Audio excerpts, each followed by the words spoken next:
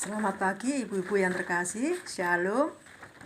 Puji Tuhan, jika saat ini kita masih diperkenankan oleh Tuhan untuk menyambut hari baru pemberiannya dengan bersaat teduh bersama-sama.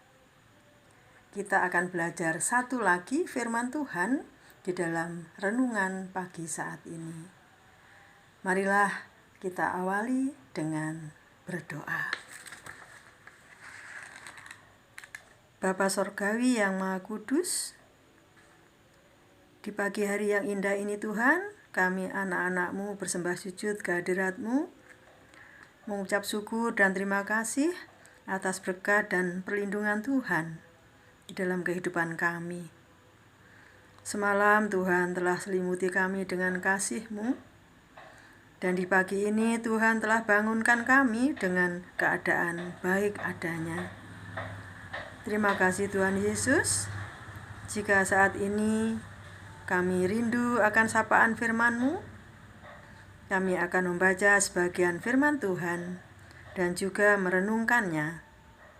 Kiranya Tuhan urapi setiap kami dengan Roh-Mu yang kudus, sehingga kami boleh mengerti apa yang Tuhan kehendaki atas hidup kami melalui firman Tuhan saat ini. Sepenuhnya Tuhan, renungan pagi saat ini kami serahkan dalam kasih kuasa Tuhan Yesus Kristus. Amin. Ibu-ibu yang dikasihi Tuhan, bacaan firman Tuhan pada saat ini terambil dari Mazmur 71 ayat 1 sampai dengan 24 yang menjadi nats yang akan kita renungkan bersama pada saat ini terambil dari Mazmur 71 ayat 5 yang demikian bunyi firman Tuhan. Sebab Engkaulah harapanku, ya Tuhan, kepercayaanku sejak masa muda, ya Allah. Adapun judul renungan pada saat ini adalah Hanya Yesus pengharapan kita. Hanya Yesus pengharapan kita. Ibu-ibu yang diberkati Tuhan, bacaan kita saat ini mengisahkan tentang sang pemazmur Daud yang memiliki pengalaman luar biasa bersama Tuhan. Sehingga kita pun patut mengalaminya dan bisa belajar dari kehidupan Daud. Dalam berbagai permasalahan, berbagai persoalan yang dialami oleh Daud, Daud selalu menjadikan Tuhan sebagai benteng dan batu perlindungan.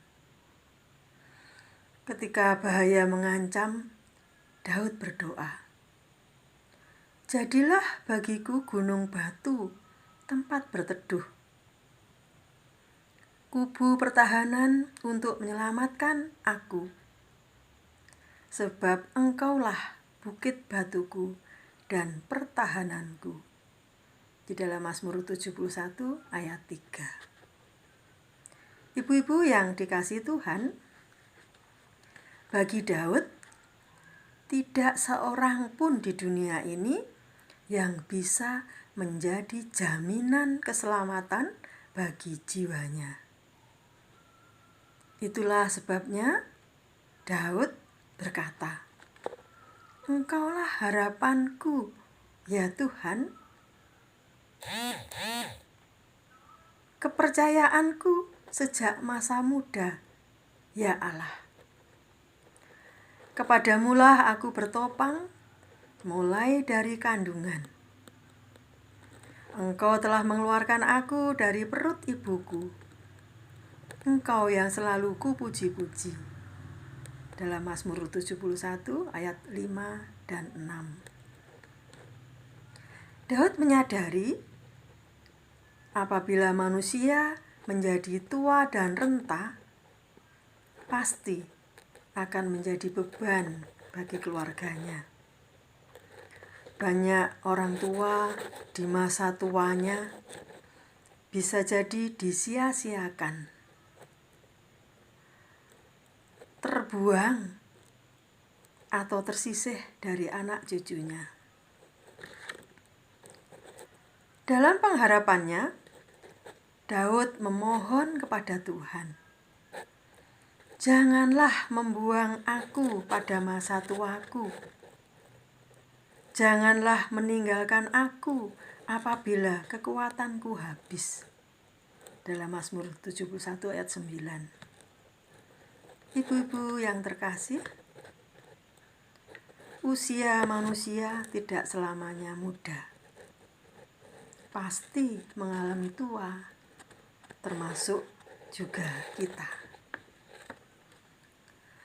Seperti halnya Daud, kita pasti juga menyadari apabila kita sudah tua renta, pasti kita akan menjadi beban keluarga. Kita merasa hidup kita sudah tidak berguna lagi, tubuh lemah, tidak berdaya.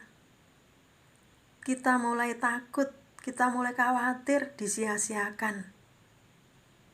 Kita takut terbuang dan tersisih dari anak cucu kita.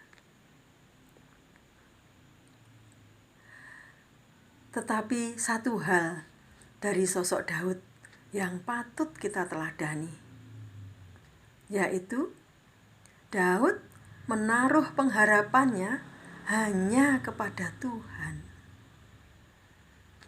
Daud menaruh pengharapannya hanya kepada Tuhan. Dan kesaksian Daud ini hendaknya juga menjadi kesaksian kita. Sebab Engkaulah harapanku ya Tuhan, kepercayaanku sejak masa muda ya Allah. Ibu-ibu yang terkasih, kasih Tuhan tiada pernah berkesudahan. Kita yang lanjut usia pun tetap dikasihinya. Bahkan kita mendapatkan janji yang indah dari Tuhan. Sampai masa tuamu, aku tetap Dia. Dan sampai masa putih rambutmu, aku menggendong kamu. Aku telah melakukannya dan mau menanggung kamu terus. Aku mau memikul kamu dan menyelamatkan kamu. Sungguh indah sekali. Yesaya 46 ayat 6. Ibu-ibu yang diberkati Tuhan, janji Tuhan sungguh elok dan pasti digenapi. Tetapi untuk mendapatkan pemeliharaan Tuhan yang indah ini, ada syarat yang harus kita lakukan.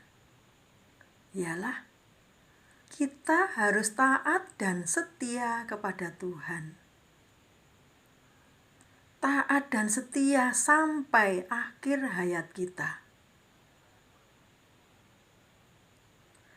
Jangan sekali-kali tinggalkan Tuhan, apalagi sampai bercabang hati dengan menaruh harapan kepada ilah-ilah lain.